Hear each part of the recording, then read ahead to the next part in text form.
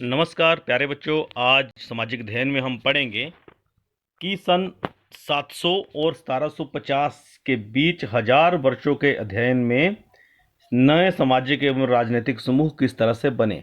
बच्चों, ये काल भारी परिवर्तन का युग था। इस काल में अलग अलग समय नई प्रौद्योगिकी के दर्शन होते हैं, जैसे सिंचाई में रहट। पहले सिंचाई हाथों से होती थी, परंतु रहट, कताई में चरखे और युद्धों में आग्नेयास्त्रों का इस्तेमाल होने लगा।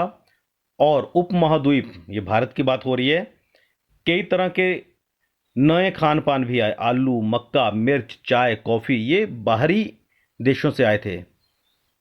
चाय और कॉफ़ी की प्रवृत्ति भारत में नहीं थी। ये बाहरी जो देशों के साथ आपसी जो संबंध बने, जो व्यापार हुआ, आना जाना हुआ, वहाँ से राजनीतिक, सामाजिक और सांस्कृतिक परिवर्तन आए। और इस दौरान कुछ लोगों की गतिशीलता, एक स्थान से दूसरे स्थान पर आना जाना भी बहुत बढ़ गया था। अवसर की तलाश, ये अवसर थी जीने की तलाश, जीने के अवसर। उस तलाश में लोगों के झुंड एक जगह से दूसरी जगह यात्राएं करने लगे। इस उपमहाद्वीप में अपार संपदा और अपना भाग्य गढ़ने की अपार संभावनाएं मौजूद थीं। भारत शुरू से ही बड़ा ही विस्तृत, विशाल और जिस पर प्रकृति की विशेष कृपा रही, ऐसा देश रहा है जहाँ पर प्राकृतिक संसाधन भरपूर मात्रा में थी। तो यहाँ पे काफ़ी लोगों का रुझान भी यहाँ पे बढ़ा। एक ये पुराना चित्र दिया गया है जो रहट का है। रहट, कुओं से पानी निकाला जा रहा है सिंचाई के लिए, और इसमें इधर बैल लगाए होते थे, जो बैल पूरा दिन घूमते रहते थे और ये पहिया घूमता था। इसके साथ कुछ बर्तन लगे होते थे जिनसे नीचे कुएं से पानी निकाला जाता था और वो पानी यहाँ पे गिरता था और नहरों के माध्यम से खेतों में पहुँचाया जाता था। या आपने फिल्मों में देखा होगा। तो एक नए समुदाय का उदय हुआ जिसे हम राजपूत कहते हैं। राजपुत्र से बना ये शब्द। फिर ये 14वीं सदी के बीच में यह नाम आमतौर पर योद्धाओं के लिए प्रयोग होने लगा जो क्षत्रिय वर्ण के होने का दावा करते थे। और राजपूत शब्द के अंतर्गत केवल राजा, सामंत वर्ग ही नहीं आता था, बल्कि सेनापति और सैनिक भी आते थे। मतलब जो भी योद्धा हुआ करते थे उनको क्षत्रिय वर्ण का कहा जाता था। और कवि और चारण जो राजपूतों के बारे में लिखते थे, उन्होंने आचार संहिता, उनके बल, पराक्रम और स्वामी भक्ति के बारे में काफ़ी गुणगान किया। इसी तरह राजनीतिक दृष्टि से महत्व हासिल करने के अवसरों का लाभ अन्य जो समूह थे, मराठा, सिख, जाट, अहोम, कायस्थ, जो मुख्य रूप पर लिपिक थे, यानी मुंशियों का काम करते थे, उन समूहों ने भी उठाया। बच्चों, इस दौरान नए समाजों का निर्माण हो रहा था। और नए समाज का निर्माण कैसे होगा? लोग एक जगह से दूसरी जगह बस रहे थे, तो जंगलों की कटाई हो रही थी, खेती का इलाका बढ़ता जा रहा था क्योंकि जनसंख्या में विस्तार हो रहा था और लोगों की ज़रूरतें बढ़ रही थीं। तो एक नए पर्यावास का निर्माण हो रहा था। पर्यावास, जैसे हमने पारितंत्र शब्द पढ़ा था पिछली वीडियोज़ में, पर्यावास जिसका तात्पर्य किसी भी क्षेत्र के पर्यावरण और वहाँ के रहने वाले सामाजिक और आर्थिक जीवन शैली से होता है। और पारितंत्र शब्द का हमने कहा था कि जहाँ पे कोई जीव जंतु या पौधा होता है, उसके आसपास का सारा वातावरण उसका परितंत्र कहलाता है। तो पर्यावास में परिवर्तन के कारण कई वनवासियों को मजबूर होकर अपना स्थान छोड़ना पड़ रहा था। और कुछ वनवासी जमीन की जुताई करने लगे थे, कृषक बन गए थे। मतलब जो पहले वनों के ऊपर आश्रित रहते थे, अब वो भी एक जगह पे सामाजिक रूप में, एक समूह के रूप में रहना सीख गए थे। कृषकों के ये नए समूह क्षेत्रीय बाजार, मुखियाओं, पुजारी, मठों और मंदिरों में से प्रभावित होने लगे। वे बड़े और जटिल समाजों का अंग बन गए। उन्हें कर चुकाने पड़ते थे, स्थानीय मालिक वर्ग की बेगार करनी पड़ती थी। और इससे क्या हुआ कि एक सामाजिक और आर्थिक अंतर उभरने लगा। मतलब कुछ लोग अधिक अमीर होने लगे, जिनके पास अधिक उपजाऊ जमीन थी, ज़्यादा मवेशी थे, वो दस्तकारी आदि का काम भी कर लेते थे, तो उनके पास पैसा बढ़ने लगा। और कुछ लोग अधिक अमीर होने लगे और कुछ गरीब होने लगे। तो एक सामाजिक अंतर, आर्थिक अंतर समाज में पनपने लगा। और इस तरह से कुछ लोग जब शक्तिशाली होते चले गए तो संसाधन भी उनके नियंत्रण में आते चले गए और उनके दर्जे बदलते रहे। एक ही जाति का किसी क्षेत्र में कोई दर्जा हो सकता था और किसी अन्य क्षेत्र में कोई और। मतलब एक जो जाति थी किसी क्षेत्र में अमीर हो सकती थी, वही जाति किसी दूसरे क्षेत्र में गरीब भी हो सकती थी। तो ये परिवर्तन हो रहे थे समाज में। और ये हमें जानकारियाँ कहाँ से मिल रही हैं? पुरानी पांडुलिपियों से, जो अभिलेखागारों में रखी गई हैं, पुराने इतिहास से, जो रिटर्न में हमारे सामने आया, पुराने सिक्कों से, पुराने शिलालेखों से। अपने सदस्यों के व्यवहार पर नियंत्रण रखने के लिए जातियां स्वयं अपने लिए नियम बनाने लगी। जो आज हम कहते हैं ना, किसी भी देश को चलाने के लिए संविधान हो जरूरी होता है, तो ये संविधान शुरू में नहीं हुआ करता था। शुरू में समाज के अपने नियम हुआ करते थे। तो बाद में जब ये रिटर्न होने लगा, लिखित रूप में आने लगा, और पूरे देश पर एक किस्म के नियम लागू होने लगे, तब वो संविधान का रूप उसे दिया गया। परंतु पहले हर छोटे बड़े समाज में अपने अपने नियम होते थे, और ये जरूरी नहीं कि सारे नियम एक जैसे हों। केवल एक समाज के नियम दूसरे समाज के नियमों से मेल नहीं भी खाते थे। आप आज भी देखते होंगे शादी ब्याह के जो रिवाज हैं वो अलग अलग क्षेत्रों में अलग अलग हैं।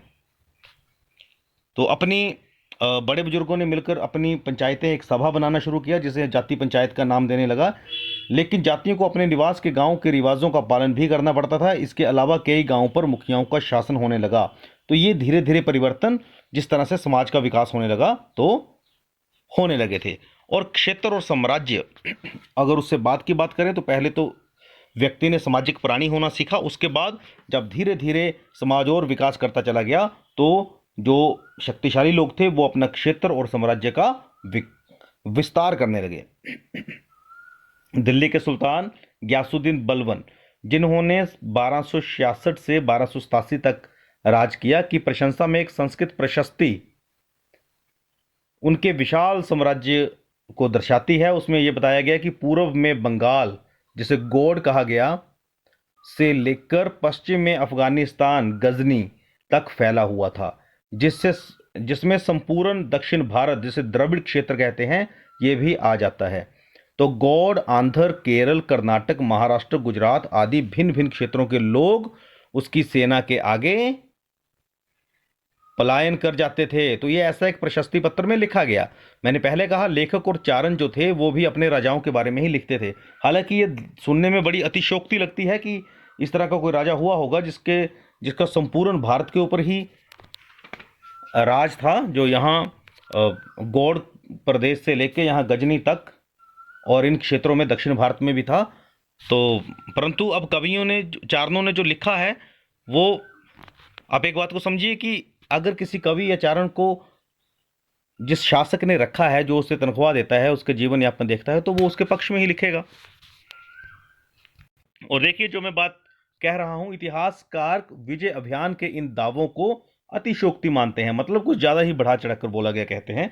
साथ ही वे ये समझने की कोशिश में भी लगे हैं कि शासक लोग इस उपमहाद्वीप के भिन्न भिन्न भागों पर अपने अधिकार का उल्लेख क्यों करते रहते हैं। तो बच्चों, सन 700 तक कई क्षेत्रों के अपने अपने भौगोलिक आयाम तय हो चुके थे, मतलब अपनी सीमाएं भी स्पष्ट हो चुकी थी। भाषा, सांस्कृतिक विशेषताएं भी स्पष्ट हो गई थी, और ये हम आगे आने वाले पाठों में भी पढ़ेंगे। और जब ये सीमाएं किसी भौगोलिक क्षेत्र की हो जाती हैं, तो समाज में फिर उसके बाद उन सीमाओं पर अधिकार करने के लिए आपस में फिर टकराव भी होता है। तो राजवंशों में भी आपस में क्षेत्र को विस्तृत करने के लिए, बड़ा साम्राज्य बनाने के लिए टकराव होने लगे। और ये आपने पढ़े हैं, आप आगे आने वाली कक्षाओं में भी पढ़ेंगे। चोल, खलजी, तुगलक, मुगल, ये सभी राजवंश ऐसे थे जो एक विशाल साम्राज्य खड़ा करने की कोशिश करते रहे भारत में, और इनका शासन कुछ कुछ समय तक चला। परंतु उसके बाद कोई और अन्य शक्तिशाली वंश आ गया और उसने वहां पर अपना राज कर लिया। जब 18वीं सदी की बात करें, तो मुगल वंश इस वक्त पतन के ढलान पर था। फलस्वरूप क्षेत्रीय राज्य उभरने लगे, मतलब छोटे छोटे राज्य उभरने लगे। लेकिन वर्षों से जो सर्व क्षेत्रीय साम्राज्यों का शासन चल रहा था, उससे क्षेत्रों की प्रकृति बदल गई। तो जो वर्षों से शासन चला आ रहा था, वो उसका प्रभाव सारी उम्र लोगों के ऊपर रहा। आज भी वो प्रभाव कई बार देखने को मिलता है, क्योंकि एक राजा की सल्तनत में लगभग नियम एक जैसे चलते थे, संस्कृति काफी हद तक एक जैसी होती थी। मतलब हम ये समझ सकते हैं कि ये जो छोटे बड़े राज्य बाद में बने, उन्हें बहुत सी चीजें विरासत में मिली। इस तथ्य का पता हमें उन कई परंपराओं से लगता है जो इस क्षेत्र में उभरी, मतलब वही परंपराएं चलती रहीं। इन परंपराओं में कुछ एक दूसरे से भिन्न और कुछ एक समान हैं। तो ये सारा अध्ययन हम इस बुक में आगे करेंगे। तो आज की वीडियो में हमने मात्र ये जाना कि किस तरह से नए सामाजिक एवं राजनीतिक समूहों का विकास हुआ और ये 700 और 1750 ईस्वी के बीच में जो परिवर्तन आए, हमने ये जाना कि किस तरह से लोग एक जगह से दूसरी जगह जब जा रहे थे तो उन्होंने अपने पर्यावास स्थापित किए, किस तरह से नए राजवंशों का उदय हुआ, किस तरह से कवियों ने, चारणों ने अपने राजाओं के बारे में बढ़ा चढ़ा कर लिखा, पर्यावास में परिवर्तन किस प्रकार से हुए। और हमने यहाँ पे विशेष रूप से गयासुद्दीन बलबन की एक संस्कृत प्रशस्ति के बारे में पढ़ा और हमने ये जाना कि उनका शासन बंगाल से लेकर गजनी तक फैला हुआ बताया गया और पूरे दक्षिण भारत में फैला हुआ बताया गया। तो किस तरह से बातों को बढ़ा चढ़ा कर भी कहा गया, परंतु हमें बहुत सी जानकारियाँ इन प्रशस्तियों के माध्यम से मिलती हैं। तो बच्चों, इस वीडियो को मनोरंजन के लिए सुनिएगा एक दो बार, और कार्यपत्रक में छोटे से 2-3 क्वेश्चंस होंगे, उनको हल करिएगा। धन्यवाद। जय हिंद, जय हिमाचल।